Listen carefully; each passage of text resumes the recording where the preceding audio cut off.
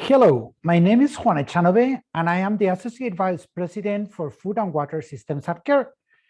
And in the next 10 minutes, we will discuss about CARE programming on access to and control of land.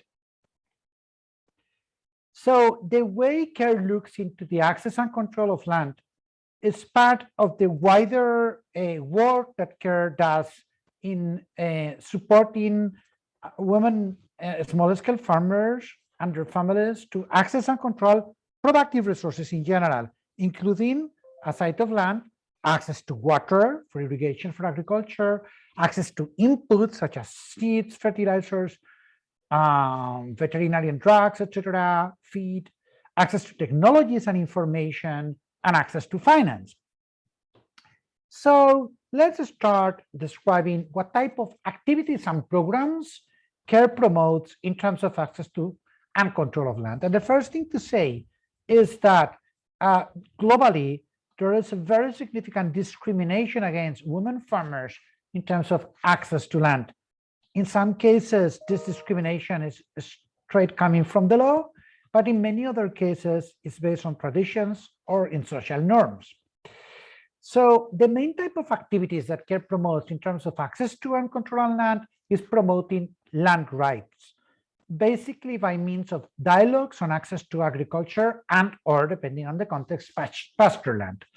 So we actively advocate for women participants to use existing laws to secure their land rights. We have been doing that, for instance, in the context of our Pathways program in Mali, very successfully. But we also work in terms of capacity building to farmers and pastoralists about their land rights, encouraging, for instance, pastoralists at villages for get better representation, including empowering women pastoralists to engage in conflict resolution, which is a very important aspect for securing land rights. And we also train participants in our programs in land conflict prevention and mediation. That is not only about land rights, it's also about rights to access, for instance, coastal water in terms of fish stocks and coastal communities. And we have been doing that in Mozambique, in Timor-Leste, in Mozambique. And also we do that in terms of securing rights for forest dwellers, communities in forests, to access forest resources, such as non-timber forest products, for instance, as we do in our programming in Peru. Aside of this, we also work in participatory land use planning, and I will look into an example of that later. But it's not only about accessing the land, it's also about making sure that the farmers can use land which is of enough quality, that still is productive. So working on land conservation and community-based adaptation is indeed part of the work that we do in terms of access to and control of land. So we work on climate resilient agricultural approaches. And there are other presentations, part of this series of introduction to CARE working food and water systems, which is precisely about that. We work on landscape approaches for natural resource management. We also work on soil protection, and agroecology. So all these are means to ensure that we preserve the health, the quality of the soil, of the land. But on top of working at community level, we also have programs that advocate to influence policies on access and utilization of land. So we prioritize the protection of rights, including land rights, in our global advocacy. And for instance, in the context of UN climate negotiations regarding agriculture, CARE has been calling for policies and actions that adhere to the sustainable, productive, inclusive, and resilience principles, our super principles, including gender equality and rights to resources, including land. And we have been also advocating for access to land by women and small-scale farmers, for instance, in the context of the work that we have been doing in the UN Food System Summit. This is just one example of one of our flagship programs in terms of access to land. It's a program that has been implemented in Tanzania, and it's called RGJETU. And it has been working on the national rights program. The national rights legislation in Tanzania established the possibility for CSOs, for organizations of farmers, to work in securing community land rights at community level. And this is exactly what the program has been doing in different geographies of the country, and also engaging directly with the Ministry of Land of Tanzania.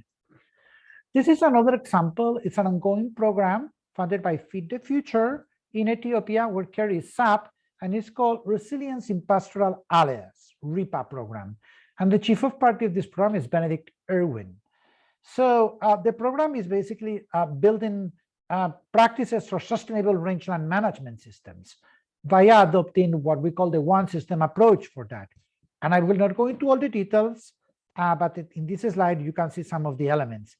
And one of those is definitely this multi-steps process towards securing pastoral lands, including first awareness raising amongst the stakeholders, including governmental officials and of course the communities, assessing via rapid assessments the existing customary land governance patterns, and then using the existing regulation to register land holdings in order to protect pastoral land. And then the next step is forming and training land adjudication committees and demarcating and adjudicating, surveying and mapping the lands, as you can see an example in the picture.